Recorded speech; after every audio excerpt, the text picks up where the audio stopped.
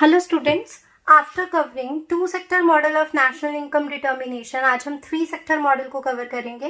In three sector model along with production sector and household sector there is existence of government sector. किसी भी economy में government role play करती है as a Spender और अ टैक्सर. Government economy में taxes को collect करती है और गुड्स एंड सर्विसेज पर स्पेंडिंग्स करती है. सो इनकम गवर्नमेंट एग्जिस्टेंस की वजह से C plus I plus G हो जाएगी, जो कि C प्लस आई थी.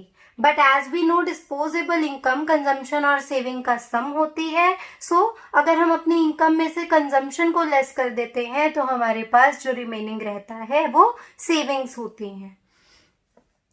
अगर इसी कॉन्सेप्ट को हम यहाँ पर अप्लाई करते हैं, अगर हम हमारी इनकम में से कंजम्पशन को लेस करते हैं, ये इक्विवेलेंट बचता है I प्लस जी के. अगर ये दोनों ही ट्रू हैं तो इसका मतलब सेविंग की इक्वालिटी I प्लस जी के इक्वल होगी.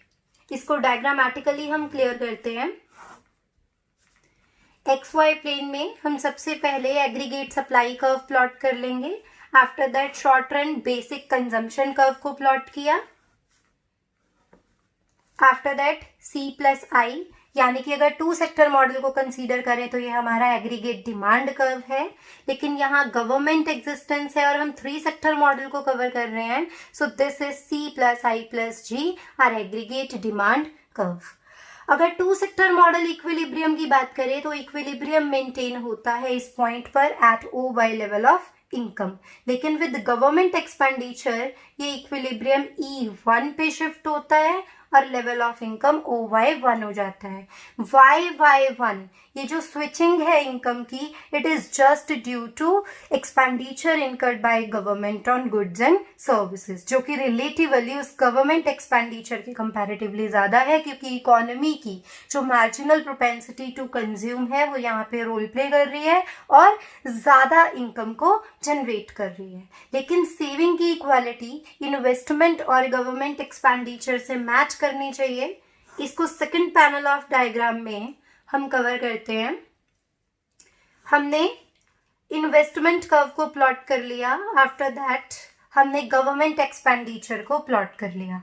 अगर हम टू सेक्टर मॉडल की बात करें, जो कि हमने कल की वीडियो में कवर किया था, टू सेक्टर मॉडल के अकॉर्डिंग जो सेविंग कर्व था वो इंटरसेक्ट करता था इस इक्विलिब्रियम पॉइंट पर लाइक दिस. लेकिन नेक्स्ट इक्विलिब्रियम पर ये इस तरह से इंटरसेक्ट कर रहा है. इसका मतलब जो इन्वेस्टमेंट और गवर्नमेंट एक्सपेंडिचर का सम है, यानी कि इस पॉइंट पर सेविंग इसके इक्विवेलेंट है. हमारी जो सिचुएशन है वो टोटली क्लियर है. Next comes taxation effect. किसी भी कंट्री में जब गवर्नमेंट टैक्सेस कलेक्ट करती है उससे डिस्पोजेबल इनकम रिड्यूस हो जाती है. से अगर हम नेशनल इनकम में से उन्हीं टैक्सेस को रिड्यूस कर देते हैं तो हमारे पास में हमारी डिस्पोजेबल इनकम बचती है, जो कि नेशनल इनकम के इक्विवेलेंट नहीं होती, उससे कम होती है, जिसकी वजह से लोग अपनी कंजम्पशन को रिड्यूस करते हैं और नेशनल इनकम के अंदर एक फॉल आता है. डायग्रामेटिकली इसको क्लियर करते हैं. Suppose this is our aggregate demand curve. C plus I plus G.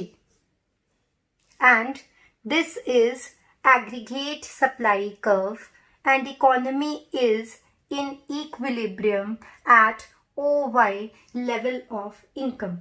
But taxation effect अपना रोल प्ले करता है और लोग अपनी कंजम्पशन को रिड्यूस कर लेते हैं और एग्रीगेट डिमांड कर्व जो है वो डाउनवर्ड शिफ्ट हो जाता है लाइक दिस. यानी कि जो कंजम्पशन है उसके अंदर अब एक चेंज आ गया है, एक फॉल आ गया है और इक्विलिब्रियम E से E1 पॉइंट पर मूव हो गया है और जो हमारी इनकम है उसके अंदर फॉल आया है. अगर इसी इफेक्ट को हम सेविंग और इन्वेस्टमेंट के साथ स्टडी करते हैं, as we all know income has three components in the three sector model C plus I plus G, but we know that income is also equal to C plus S plus T. जितनी भी income किसी country में generate होती है उसमें consumption, saving और taxes ही main components रहते हैं. सो अकॉर्डिंग टू दिस ये आपस में इक्विवेलेंट होंगे. यहां से क्लियर होता है I प्लस G का जो लेवल है वो S प्लस T से मैच करेगा. एक डायग्राम की हेल्प से इसको क्लियर कर लेते हैं. हमने जैसा कि अभी प्लॉट किया था कि ये हमारी इन्वेस्टमेंट कर्व है और ये हमारा गवर्नमेंट एक्सपेंडिचर कर्व है. जो सेविंग कर्व है वो एक पर्टिकुलर पॉइंट पर कट करता है और वो पर्टिकुलर पॉइंट हमारा इक्विलिब्रियम का पॉइंट है. लेकिन अगर इकोनॉमी में टैक्सेस जो है वो एग्जिस्ट करते हैं तो टैक्सेस की वजह से जो आपकी सेविंग्स हैं वो रिड्यूस हो जाती हैं और जो आपका सेविंग कर्व होगा वो कुछ इस तरह का कर्व होगा और उसकी वजह से जो इक्विलिब्रियम है वो E1 पॉइंट पे होगा, यानी कि रिलेटिवली जो लेवल ऑफ इनकम है वो रिड्यूस हो जाएगा. ये जो आपने सेविंग कर्व प्लॉट किया ये बेसिकली सेविंग के साथ साथ टैक्सेस के लेवल को भी शो करता है. सो this is 3 sector model of national income determination.